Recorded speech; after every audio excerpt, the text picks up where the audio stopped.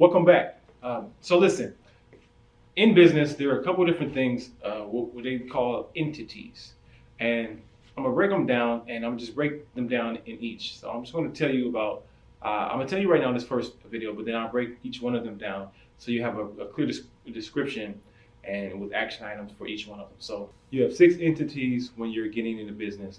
Before I go any further, these next couple of lessons, I wanna give you my disclaimer. I am not a legal, financial advisor. I'm not a legal CPA or tax person. So all this advice is I'm giving you on these next few modules is clearly through my experience, and you should consult with your lawyer or your tax person and things like that to kind of get more in depth with it. However, these are the things that I know about it and I've understood and some of the things that I've experienced with. So take it for what it's worth, because take it for face value, but I suggest you look into it in a lot more detail, okay, to find out which one best fits you, okay? So first and foremost, there are 6 business entities as sole proprietorship, as partnership, LLCs, S Corps, C Corps. So out of those 6 entities, they all work and operate different. They all have disadvantages and advantages, but for this particular lesson, I'm only going to pretty much go over 3 of them, the top 3 or 4 of them, to kind of give you retro perspective, how they can affect you in your business. I mean, the bigger your business, the more you can go do deep dives on them. I'm not going to go into all of that. If you want a little more information on that, like I said, I think you should go, consult with, your CPA or tax person. Okay, so, but what I am going to break down to you is some of the top 3 that I've experienced, that are the top most popular ones that I recommend you at least, seeking out. And that's sole proprietorship, LLC, and S Corp and C Corp. Okay, well that's 4, but so I give you examples of all 3 of those. So, or all 3 to 4 of those. And let's start right now on this particular one. Is about sole proprietorship. So sole proprietorship, and advantages and disadvantages of sole proprietorship is, first and foremost, it's easy to do. Anybody can do it.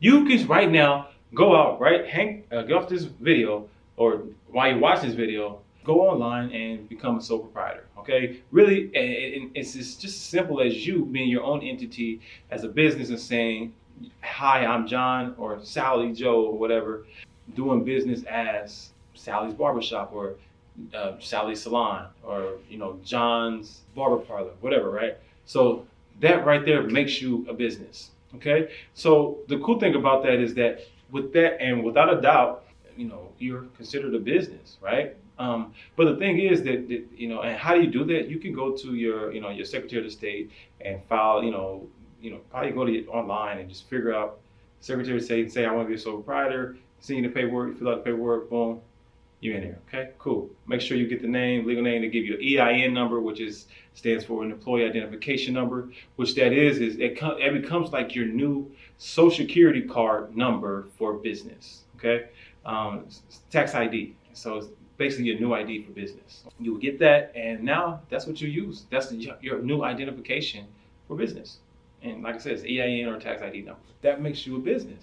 Like I said, it's easy to do. All you gotta do is go to your Secretary of State and fill out that paperwork. Now, some of the disadvantages of being a sole proprietor is that you instantly become a business, but your business, no matter how big or small, is liable by that person, John Barber Parlor or Sally's Beauty Salon. You're liable for that. There's no protection. Okay, so for an example, if John's Barber Parlor, one of your customers go outside and they slip with ice and they break their arm or leg or something like that, they're going to sue not the company. They're going to sue the company. So it's John's Beauty Barber Parlor. So they get the opportunity to get anything that's underneath that entity, yourself. That's like maybe if you got a home or car, any of your assets that you have, money in your bank account. So it's not, basically the business isn't separate from the person, if that makes sense. Let me simplify it. Your business is not separate from the person. So yeah, you might have a house at home or a car.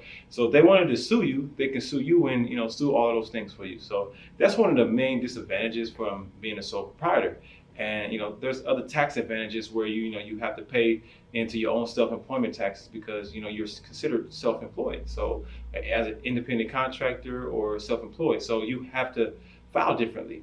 Okay, you're filing a personal tax return, not a business tax return. You're filing as a personal. So And normally, considering you're not, you're not paying into your Social Security or Medicare or Medicaid, then you have to pay that stuff yourself as well. So you're taxed on that.